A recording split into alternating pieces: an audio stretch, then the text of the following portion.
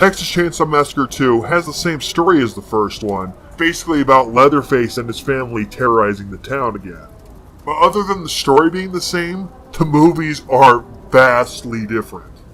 First off, as you know, Texas Chainsaw Massacre 1, it's a classic, and it's a straight-up horror movie. This time around, the sequel, Texas Chainsaw Massacre 2, is a horror comedy. It blends comedy and horror together. My favorite type of horror movie is a horror comedy.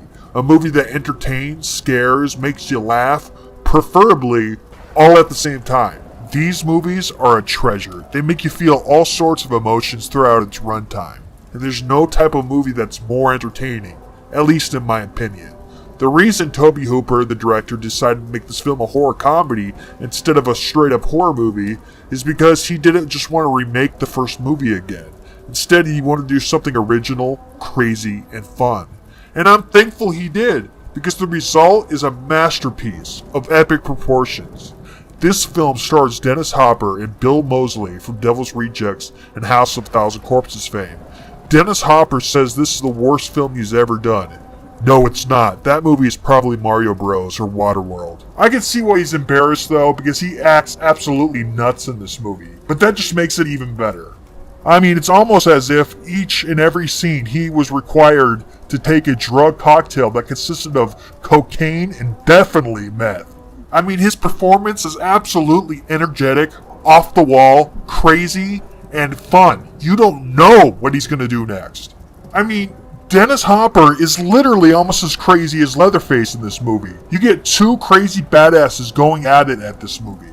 And the best part is, you don't know who to root for, because they're both crazy.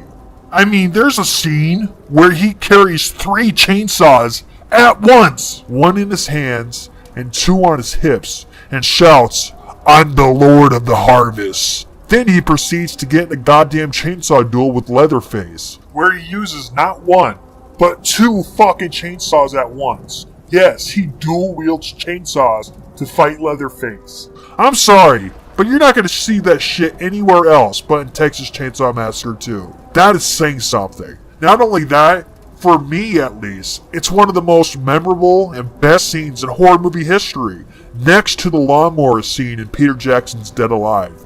Yes, it is that memorable and awesome. So I've covered how great Dennis Hopper is in this movie.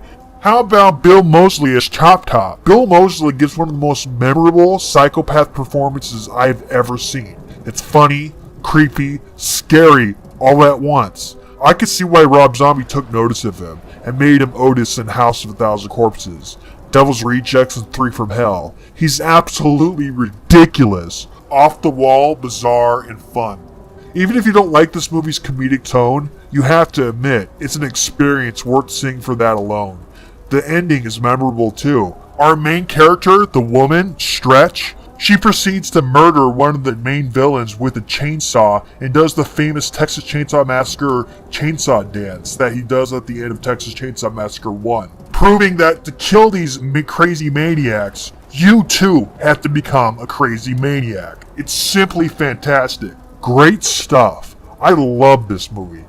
The cinematography is really out there, especially compared to the first one. The first one was really realistic, but this one is kind of like a fun house. There's Christmas lights everywhere with bright colors, and that's what lights the stage.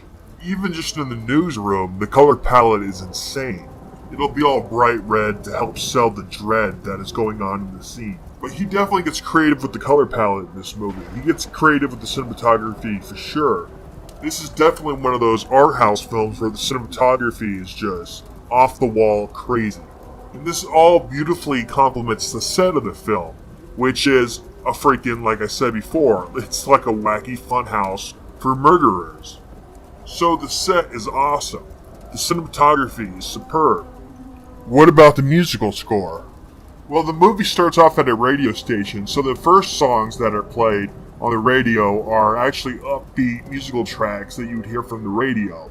You wouldn't expect that in a Texas Chainsaw Massacre film, but it is what it is. It really shows that this is not like the first Texas Chainsaw Massacre. This one's a lot more upbeat. This one's a lot more, well, less serious. It's more fun. As they make their way away from the radio station, the tracks that you would hear on the radio stop playing, and the movie's score kicks in.